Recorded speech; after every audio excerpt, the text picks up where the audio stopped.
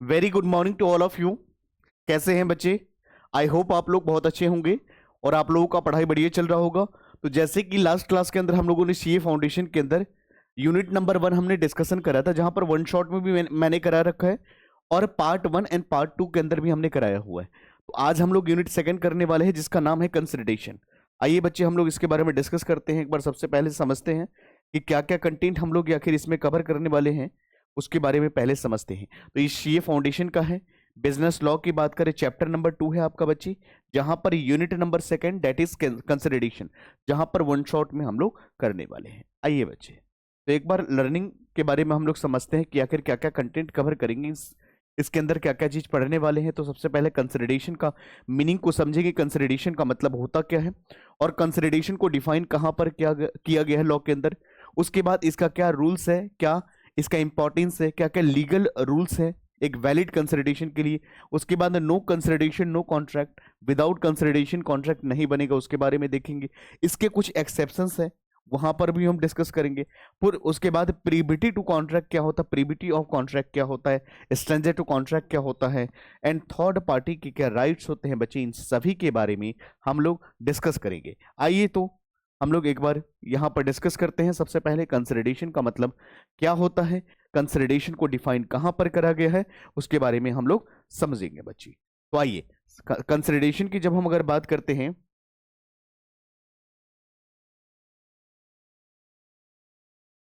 आइए बच्ची, what is consideration. Consideration का मतलब लैटिन वर्ड में बताया गया है ऐसा, कंसिडरेशन को लैटिन वर्ड में डिफाइन करा गया है quid pro Q, quid pro Q, that means something in return. आइए मैं एग्जांपल के थ्रू आपको समझाता हूं।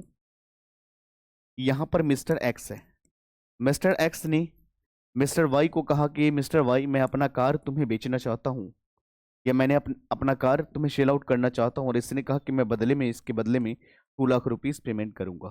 तो यहां पर फर्स्ट प्रॉमिस जो है मिस्टर एक्स ने मिस्टर वाई से करा अ कार की, बट सेकंड प्रॉमिस क्या करा, मिस्टर वाई ने मिस्टर एक्स से करा ₹2 लाख का। तो मैं कह सकता हूं first promise mister X to Y a car and second promise mister Y to mister X ₹2 lakh. तो यहां पर क्या है, दोनों एक दूसरे के बदले में है। This is called consideration.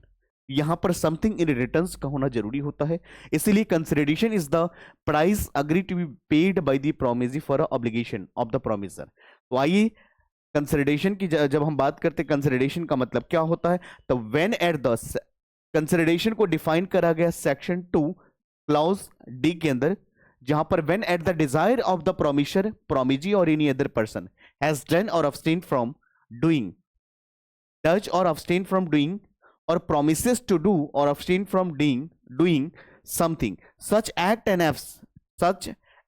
or abstinence or a promise is called consideration for the promise।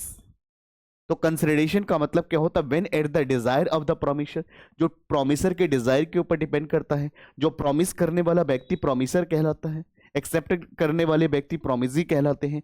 तो when at the desire of the promisor and promisee, promiser, promisee or any other person has done or abstained from doing or does abstain from doing or promises to do abstain from doing something, such act or abstinence or promises is called consideration of the promises।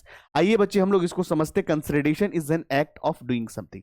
Consideration एक ऐसा चीज होता है जहां पर कुछ हम doing something, कुछ करने की हम वादा यहां पर करते हैं बच्चे। आइए आगे बढ़ेंगे। सेकंड, जैसे एग्जांपल की अगर बात करें, एग्जांपल को समझते हैं। अजय ने गारंटी दिया Bhuvan for payment for price of the goods which Bhuvan wanted to sell on 1 month on a credit to Chaitanya.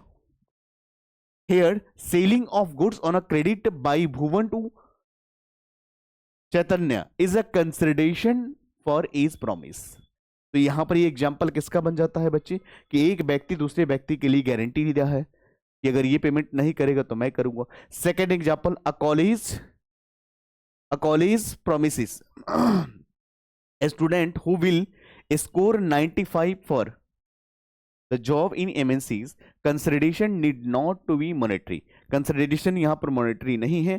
here promise for recruitment of candidate will be considered as a consideration of the act of the scoring 95%। Second की बात करें बच्चे, यहां पर consideration is the consideration is abstain from doing something. इसका मतलब क्या होता है उसके बारे में हम लोग समझेंगे। तो यहां पर Abhishek promises Bharti not a file a suit against him if she Bharti would pay Abhishek 1 lakh. यहां पर अभिषेक ने कहा भारती को कि जो ड्यूज है, बकाया पैसा है, अगर तुम मुझे पेमेंट कर देते हो तो मैं तुम्हारे खिलाफ एक्शन नहीं लूंगा या तुम्हारे खिलाफ कोर्ट में नहीं जाऊंगा। तो यहां पर क्या किया जा रहा है, Abhishek promises Bharti not to a file suit against him if she यानी Bharti would pay him Abhishek 1 lakh rupees share. Abstinence on a part of Abhishek would be constitute as a consideration against Bharti payment of 1 lakh in a favor of Abhishek. समझ में आ गया। Second example को देखना, ABC has a shop of electronic items, X Y Z wishes to open another electronic shop next to in his shop, ABC offers of 2 lakh to XYZ shifting the same away from 1 kilometer of the ABC shop. Here consideration is a given for abstaining XYZ opening his shop nearby।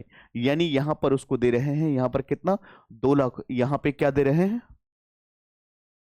2 lakh रुपए यहां पर दे रहे हैं। किस लिए, ताकि इस range में ये जो किलोमीटर का 1 किलोमीटर का एरिया जो बताया है उसके एरिया में वो यहां पर वो शॉप या मॉल की हम बात करें तो नहीं खोल सकते हैं। यानी ये एबीसी जो है 1 किलोमीटर के दायरा में शॉप नहीं खोल सकते, इसके लिए उन्होंने क्या लिया 2 लाख रुपए लिया है। समझ में आ गया। थॉट की बात करें, consideration must eight the desire of the promisor. Consideration promisor के डिजायर पर होना चाहिए। कंसिडरेशन मूव फ्रॉम प्रोमिजी के डिजायर पर भी होगा और एनी अदर पर्संस के डिजायर पर भी होगा। कंसिडरेशन में भी पास्ट भी होगा, प्रेजेंट भी होगा और फ्यूचर भी होगा। तो सारे के सारे कंसिडरेशन वैलिड माना जाएगा। आइए हम लोग बात करते हैं कंसिडरेशन का मतलब क्या होता है बच्चे। तो यहां पर कंसिडरेशन इक्वल टू प्रॉमिस बोल लो या performance debt parties exchange with other party.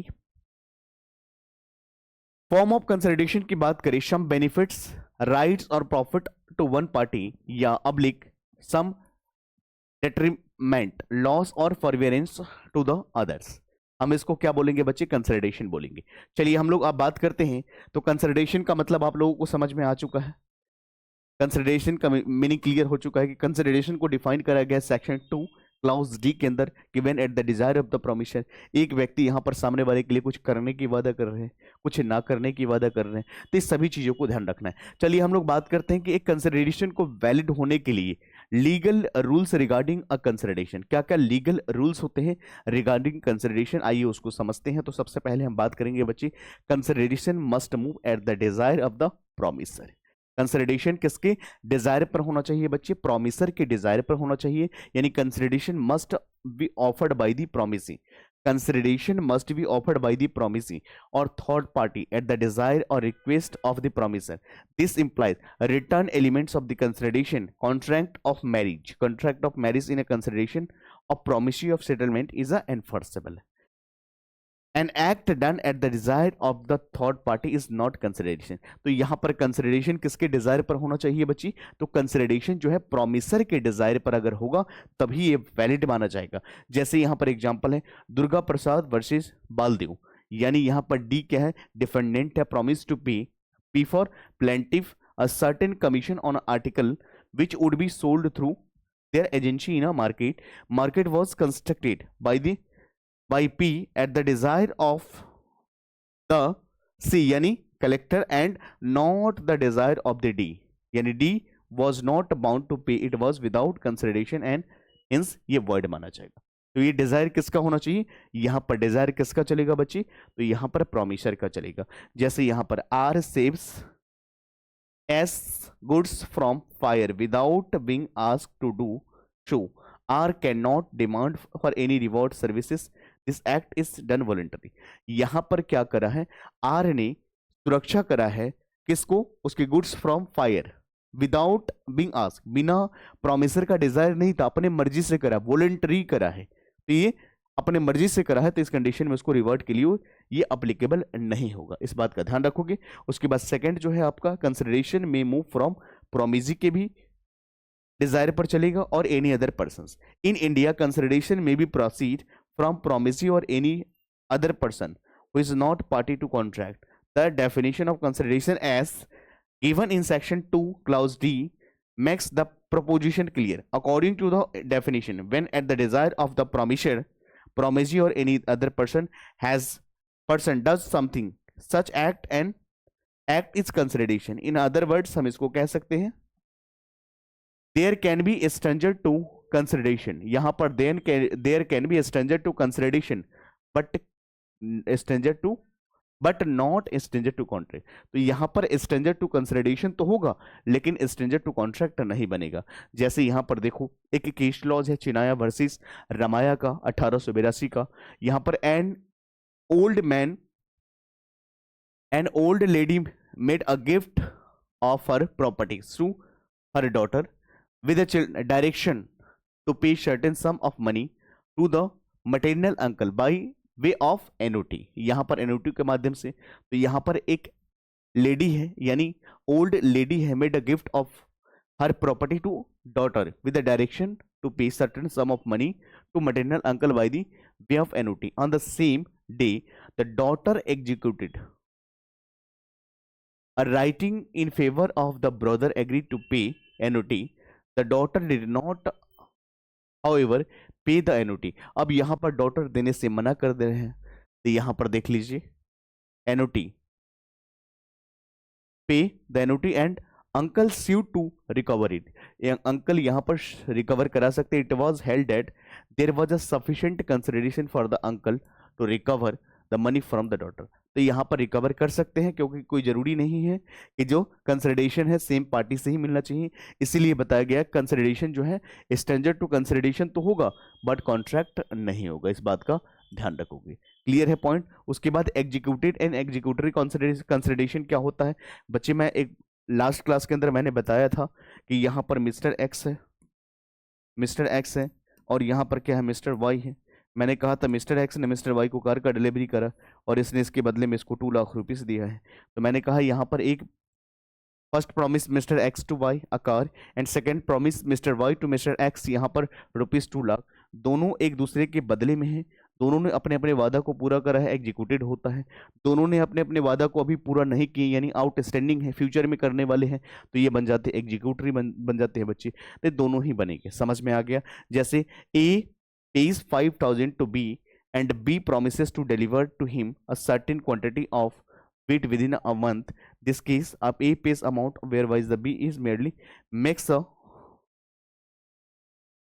क्या बोलेंगे promise. Therefore, consideration paid by A executed whereas consideration promised by B जो A करा है उसने उसे executed कहते हैं और जो consideration promised by the B is executory कहलाएगा. समझ में आ गया. उसके बाद कंसिडरेशन में भी past present and future. Consideration past भी होगा प्रेजेंट भी होगा और फ्यूचर भी होगा. कंसिडरेशन इंडिया के अंदर पास्ट भी होता है प्रेजेंट भी होता है फ्यूचर भी होता है.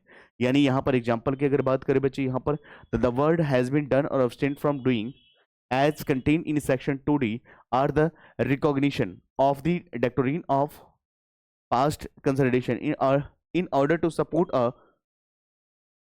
promise. A past consideration must move a previous request. It is general principle that consideration is given and accepted in exchange for the promise. Consideration, if past may be motive but cannot be a real consideration, is subsequent promise. But in a event of services and rendered in the past request, desire of the promiser, subsequent promisee regarded admission and past consideration was not gratuitous. आइए यहाँ पर देखते हैं. A performed some services to B. A यहाँ पर है और यहाँ पर B है. A performed some services to B at his desire. किसके डिजायर पर? A के डिजायर पर. After a week, B promised to compensate A for work done by the him. It is said to be past consideration and A can sue for the recovering for promised money. यानी यहां पर क्या हुआ है यहां पर समझो. A performed some services to B at his desire. After a week, B promises to compensate. कर सकता है क्योंकि उसका काम हो चुका है और उसने अपनी परफॉर्मेंस को पूरा कर चुके हैं तो यहाँ पर रिकवर कर सकते हैं. जैसे कि a cash cell of the goods is an example of present consideration. बिल्कुल सही बात है कि जब आप सामान सेल करते हो और उसी टाइम पे आपको क्या होता है पैसे मिल जाता है. समझ में आ गया। और the consideration is immediately made against the delivery of goods. उसके बाद कंसिडरेशन नीड नॉट एडिक्यूट। बच्चे कंसिडरेशन में not consideration need not adequate का मतलब ये होता है कि आपका कार है, जैसे समझिए ये मेरा कार है, ये मेरा कार है 2 लाख रुपए का। अब चाहे मैं इसको 5,000 रुपए में क्यों ना बेच दूं, लॉ कहता है कि कंसिडरेशन का होना जरूरी होता है, बट कंसिडरेशन सफिशिएंट होना जरूरी नहीं होता है। ये बात का ध्यान रखोगे। आपका चीज है, यू हैव टू डिसाइड कि आपको कितने अमाउंट में बेचने हैं, तो इससे फर्क नहीं पड़ता है। यहां पर कंसिडरेशन होना जरूरी है, कंसिडरेशन सफिशिएंट हो और इनसफिशिएंट हो, इससे फर्क नहीं पड़ता। इस बात का ध्यान रखोगे। क्लियर है पॉइंट्स? चलो आगे बढ़ेंगे। उसके बाद इनएडिक्वेसी आप इसको देख सकते हो, जैसे यहां पर एग्जांपल दे X promises to sell a house worth 60 lakh for 10 lakh only. 60 lakh का मकान को 10 लाख में बेच रहा है। The adequacy of the price in itself shall not rendered transaction void unless the party pleads that transaction takes place under the coercion, under influence और fraud। ऐसा नहीं होना चाहिए, ताकि ऐसा नहीं, ये जब भी कॉन्ट्रैक्ट होगा तो फ्री फॉर्म में होना चाहिए, यानी कोर्सन नहीं होना चाहिए, अंडर इन्फ्लुएंस नहीं होना चाहिए, फ्रॉड के थ्रू नहीं होना चाहिए कि धमकी दे करके आपने 10 लाख 60 लाख की प्रॉपर्टी को 10 लाख में लिया है। तो यहां पर फ्रीडम तरीके से आप करोगे तो वैलिड माना जाएगा। Performance of what one is legally bound to perform, the performance of an act by a person who is legally bound to perform the same cannot be consideration for contract. Hence promise to pay money to a witness is void, for it is without consideration, hence such a contract is void for wants of consideration. Similarly an agreement by client to pay his counsel after a letter of engaged a certain sum over and above fees, the event success of the case would be void since without consideration. आइए example को समझते हैं बच्चे। यहां पर ए promise to पे, यहां पर ए प्रोमिसेस टू पे, यहां आपका कॉन्सेप्ट क्या है? Performance of what one is legally bound to perform. यहां पर देखो A promises to pay 2000 to doctor over the fees is invalid. यानी क्या मतलब? कहने का मतलब यह है कि यहां पर अगर हमने आपसे सीए फाउंडेशन का लॉ पढ़ाने के लिए आपसे मैं पैसे ले चुका हूं, तो यहां पर क्या मैं अलग अलग चैप्टर पढ़ाने का पैसा अलग से लूंगा? नहीं लूंगा, क्योंकि मेरा ड्यूटी बनता है कि पूरे सिलेबस को मैं कंप्लीट कराऊं, तो मैं पूरे सिलेबस को कंप्लीट कराऊंगा। ऐसा नहीं होगा कि अलग अलग चैप्टर का मैं अलग अलग पैसे आपसे मांगू, तो ऐसा नहीं होना चाहिए। Performance of what one is legally bound to perform, यानी हमें परफॉर्म करना पड़ेगा। यानी ए promises to pay 2000 a doctor over the fees is invalid. भाई साहब फीस जो है वो तो वैलिड है, फीस के अलावा जो दे रहे हो it is invalid, as it is the duty of a doctor to give the treatment of normal fees. यहां पर वो डॉक्टर का ड्यूटी बनता है कि नॉर्मल फीस में ही उसकी ट्रीटमेंट किया जाए। यहां पर एज ए टीचर हमारी रिस्पॉन्सिबिलिटी बनता है कि मैं पूरे सिलेबस पढ़ाने का जब पैसा आपसे ले चुका हूं, तो मैं अलग अलग चैप्टर पढ़ाने का, कंसोलिडेशन पढ़ाने का, ऑफर एंड एक्सेप्टेंस को समझाने का अलग से पैसा नहीं ले सकता हूं। रीजन बिहाइंड कि ये मेरी ड्यूटी बनती है और मैं अपने ड्यूटीज को पूरा करने के लिए कैपेबल हूं। या परफॉर्मेंस ऑफ व्हाट, ये बाउंड टू परफॉर्म, यानी हमें करना ही पड़ेगा। समझ में आ गया बच्चे? But where a person promises to do more that is legally bound to do such promises provided is not opposed to public policy, it is good consideration, it should not be vague or uncertain. समझ में आ गया? Consideration must be real होना चाहिए बच्चे, ये बात का ध्यान रखना पड़ेगा आपको। कंसिडरेशन कैसा होना चाहिए? रियल होना चाहिए, एकदम क्लियर होना चाहिए, काल्पनिक नहीं चलेगा, यहां पर इमेजिनरी नहीं चलेगा, not illusory. Consideration must be real होना चाहिए, मस्ट नॉट इलूजरी होना चाहिए। It must be something to which the law attest some value. If it is legally or physically impossible, it is not considered a valid consideration। अगर consideration क्या है? it is legally और physically impossible अगर होता है बच्चे, तो ये valid consideration का हिस्सा नहीं बनता। A man promises to discover treasure by the magic। बच्चे ये क्या है? ऐसा नहीं होता है। जब आप एक कभी कल्पना करते हैं या कभी भी आप किसी से वादा करते हैं कि हम चांद तारा को तोड़ करके ले आएंगे, तो ये पॉसिबल नहीं है। तो जो चीज इम्पॉसिबल है, जैसे मैंने आपको एग्जांपल दिया था कि यहां पर क्या है बच्ची, मिस्टर एक्स है, इसका डेड बॉडी पड़ा हुआ है और यहाँ पर गुरुजी है। गुरुजी कह रहे कि कोई दिक्कत नहीं है, आप मुझे 5 लाख रुपए दो, मैं इसका जो मरा हुआ आत्मा है उसको हम वापस से ले आएंगे। It is not possible. तो ऐसा नहीं हो सकता बच्चे, इस बात का विशेष तौर पे आप ध्यान रखोगे। समझ में आ गया? तो कंसिडरेशन आपका रियल होना चाहिए, इल्यूजरी नहीं चलेगा। क्लियर है? उसके बाद consideration must not unlawful, unlawful नहीं चलेगा, इमोरल और अपोज टू पब्लिक पॉलिसी नहीं चलेगा। इस बात का ध्यान रखना है आपने। Consideration is not sufficient, it must be lawful होना चाहिए, इस बात का ध्यान रखोगे। एनीथिंग विच इज इमोरल और oppose to public policy can not be valid consideration. अगर कोई भी अगर आपकी इमोरल है, अपोज टू पब्लिक पॉलिसी है, ये वैलिड हिस्सा नहीं माना जाएगा। यानी ABC limited promises to give the job to mister X in a government bank. यहां पर एबीसी लिमिटेड जो है प्रॉमिस कर रहा है कि मैं आपको जॉब दिलवाऊंगा government bank against the payment of 50,000 is avoid because it is against the public policy. यहां तक का पॉइंट्स क्लियर है। चलो हम लोग आगे बात करेंगे। Suit by a third party to contract, क्या मतलब होता है? सूट यहां पर शो कर सकता है कौन? यहां पर थर्ड पार्टी कॉन्ट्रैक्ट के दौरान। चलो समझते हैं। Through under Indian contract act 1872 consideration for a agreement may be proceed from third party. The third party can not shoe contract. यहां पर थर्ड पार्टी डायरेक्टली कॉन्ट्रैक्ट, यहां पर थर्ड पार्टी जो है डायरेक्टली क्या कर सकते हैं? शू नहीं कर सकते। Only a person who is a party to contract can Sue.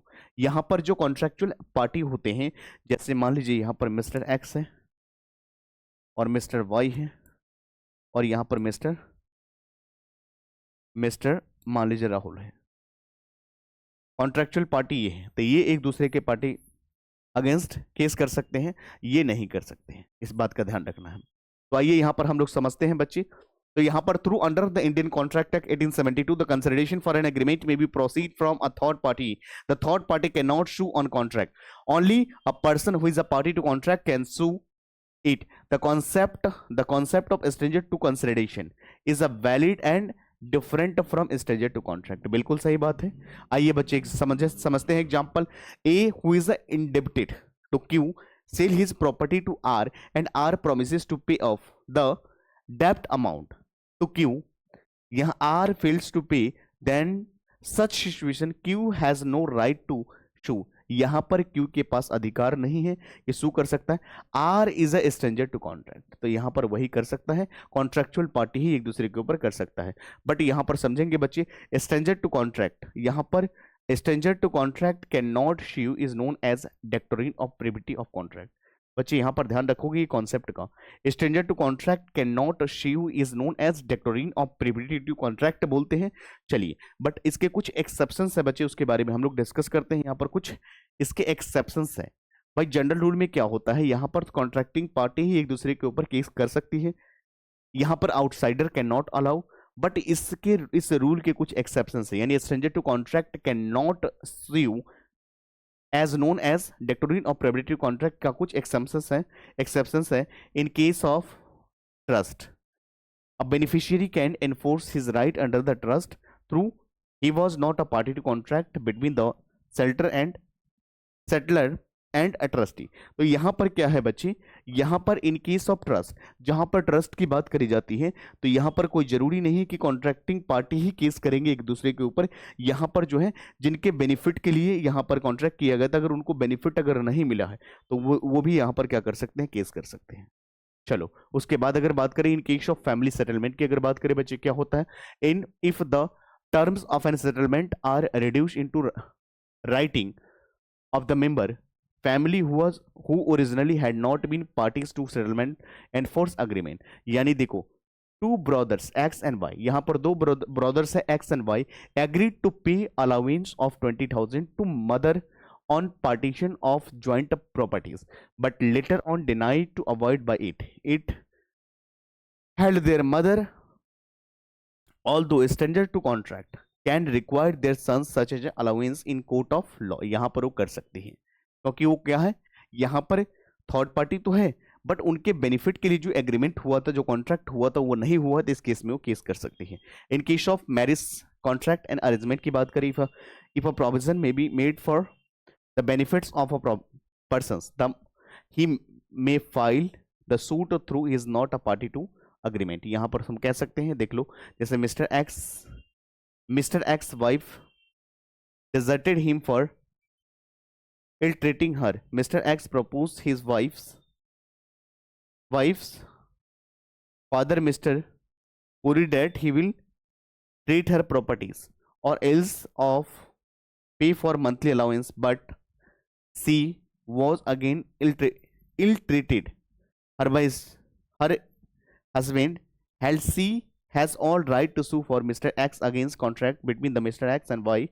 Mr. X and Mr. Puri even she was stranger to contract. तो यहाँ पर होगा, क्योंकि यहाँ पर बात करी जाती है कुछ मैरिज की कॉन्ट्रैक्ट और अरेंजमेंट में, तो यहाँ पर ये पॉसिबल है। In case of assignment of contract, assignment का मतलब क्या होता है बच्चे? असाइनमेंट का मतलब होता है ट्रांसफर करना। तो when the benefit under the contract has been assigned, the assignee can enforce the contract but such assignment would be not any personal skill. जो पर्सनल स्किल्स की होगी उसको असाइन आप नहीं कर सकते हो।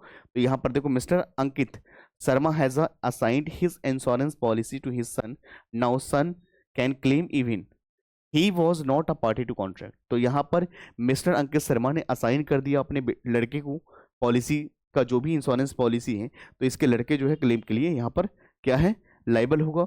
बेशक ये पार्टी टू कॉन्ट्रैक्ट नहीं है, इससे फर्क नहीं पड़ता। आइए बच्चे, उसके बाद हम लोग बात करेंगे यहाँ पर कि एक्नॉलेजमेंट और एस्टॉपल की मतलब क्या होता है उसके बारे में समझते हैं। Where the promisor by his conduct और knowledge himself as an agent of the third party, it would be result into binding the obligation to third party. यहाँ पर देखो, if L gives to M, L gives to M 20,000 to B, 20,000 to given to N, and M inform and that he is holding up money for him, but afterwards M refused to pay the money and will entitled to recover the same from the former, that is M। तो ये M यहाँ पर क्या कर सकते हैं, N क्या है यहाँ पर, N जो है रिकवर कर सकते हैं M से। समझ में आ गया, बेशक ये पार्टी टू कॉन्ट्रैक्ट क्यों ना हो। उसके बाद हम बात करते हैं इन case of convenient running with the land, यानी हम बात करते हैं यहाँ पर the person who is purchase land with the notice that owner of the land is bound to certain duties affecting land, convenient affecting the land may be enforced for successor of the seller। यानी one owner of the land having two land adjacent to each other, one was agriculture land and he sold other land containing the condition that it can be never be used for industrial purpose। तो यहाँ पर ये बोला गया कि industrial purpose के लिए use नहीं करोगे। So the protect of other agriculture land from the pollution, such condition is attached with the land, so ever is successor of the land has to avoid by it, such are called restrictive convenient and all successor are bind to it. जितने भी successor है वो bind हो जाते हैं इस चीज के लिए। समझ में आ गया, बाइंड हो जाते हैं। चलिए आगे बढ़ेंगे। उसके बाद contract entered into through agent, जब कॉन्ट्रैक्ट एंटर करी जाती है किसके थ्रू, एजेंट के through, the principal can enforce the contract. यहां पर प्रिंसिपल क्या कर सकते हैं, एनफोर्स कर सकते हैं contract entered by his agent where the agent has acted with in the scope of the authority and the name of principal. यानी देखो, Prashant appoints Abhinav as his agent to sell his house. यहां पर प्रशांत ने appoint करा अभिनव को कि ये agent है to sell his house, Abhinav sells house to Tarun. Abhinav ने प्रशांत का यहाँ पर लैंड है, हाउस है, प्रशांत ने किसको अपॉइंट करा, अभिनव को, अभिनव ने किसको बेच दिया, तरुण को। अब देखो, now Prashant has right to recover the price from Tarun. तो यहाँ पर प्रशांत क्या कर सकता है, रिकवर कर सकता है किससे, तरुण से। समझ में आ गया, इसी को बोलते हैं contract enter into through agent. जब कॉन्ट्रैक्ट, तो the principal can enforce contract enter by his agent where the agent has acted with in the scope of authority. क्योंकि ये अथॉरिटी किसने दिया था, तो अथॉरिटी प्रशांत ने दिया था। प्रशांत यहाँ पर कौन है, प्रशांत जो है यहाँ मेन पर्सन है जिनका जो ओनर है, तो यहाँ पर कर सकते हैं। चलो हम उसके बाद बात करते हैं validity of N agreement without consideration. वैसे तो एज अ जनरल रूल की बात करें, नो कंसिडरेशन नो कॉन्ट्रैक्ट होता है बच्चे, बट यहाँ पर आइए हम लोग बात करते हैं as a general rule that agreement made without consideration is void. General rule ये कहता है कि अगर कोई भी कंसिडरेशन अगर नहीं है, अगर कंसिडरेशन नहीं है, अग्रीमेंट अगर नहीं है, अग्रीमेंट मेड विदाउट कंसिडरेशन, बिना कंसिडरेशन कोई भी अगर एग्रीमेंट है तो वॉइड बन जाते हैं। जनरल रूल ये कहता है कि बिना कोई एग्रीमेंट के, बिना कंसिडरेशन के कोई अगर एग्रीमेंट बनता है तो ये वर्ड बन जाते हैं। बट यहां पर देखो section 25, in every valid contract consideration is very important. A contract may only be enforceable when consideration is there, however the Indian contract act contains certain exceptions of this rule. इस rule का कुछ exceptions है, उसके बारे में चर्चा करते हैं, जहां पर बताया गया an agreement through made without consideration, बिना कंसिडरेशन का ये भी वैलिड होगा और एनफोर्सेबल होगा। कब होगा? जनरल रूल ये कहता है कि बिना कंसिडरेशन का कोई भी एग्रीमेंट वैलिड नहीं माना जाएगा, ये वॉइड माना जाएगा। बट इस रूल्स के सेक्शन 25 का जो एक्सेप्शंस है वो ये कहता है कि बिना कंसिडरेशन के भी यहां पर कोई भी कॉन्ट्रैक्ट वैलिड और एनफोर्सेबल माना जाएगा। कैसे? जब नेचुरल लव एंड अफेक्शन के थ्रू होगा तो माना जाएगा। यानी condition to be fulfil under the section 25 clause 1 ये कहता है कि it must be made out of the natural love and affection between the parties. यहां पर जो पार्टीज है उसके बीच में नेचुरल लव एंड अफेक्शन का होना जरूरी है। Parties must stand and near and dear relationship का होना जरूरी है। इट मस्ट बी राइटिंग में होना चाहिए बच्चे, और it must B also registered under the law. अगर ये सारे कंडीशन को पूरा करता है तो ये कॉन्ट्रैक्ट वैलिड होता है, बेशक यहां पर कंसिडरेशन ना हो। An agreement and a written and registered agreement based on the natural love and affection between the parties standing in their near and dear relation, जैसे husband and wife to each other, enforceable without consideration। चलो उसके बाद हम बात करते हैं example पढ़ना। A husband by a registered agreement promise to pay his earning to his wife held an agreement without consideration is valid. बशर्ते ये कंडीशन पूरा होना चाहिए। ये क्वेश्चंस पे आप पढ़ सकते हो। A out of natural love and affection promises to give his newly wedded daughter in law of golden necklace worth 5 lakh, made of the promise in the writing and signed registered agreement, ये valid माना जाएगा। Compensation for past voluntary services होना चाहिए। क्या मतलब होता है past voluntary services? A promise to compensate wholly, और यहां पर wholly part person who has already voluntarily done something for the promiser, it is enforceable under the section 25 subsection clause 2 in order to that promise to pay for the past voluntary services binding following essential factors must exist। यानी यहां पर देख लो, यहां पर services should be have been render voluntary. जो services आप दोगे वॉलंटरी होना चाहिए, अपने मर्जी से होना चाहिए। और उसके बाद services must have been rendered for promisors, और promisors must be existence at the time when services were render की बात करी जाती है। तो ये चीजें अगर वॉलंटरी होगा तो ये वैलिड माना जाएगा। चलो उसके बाद हम आगे बात करेंगे।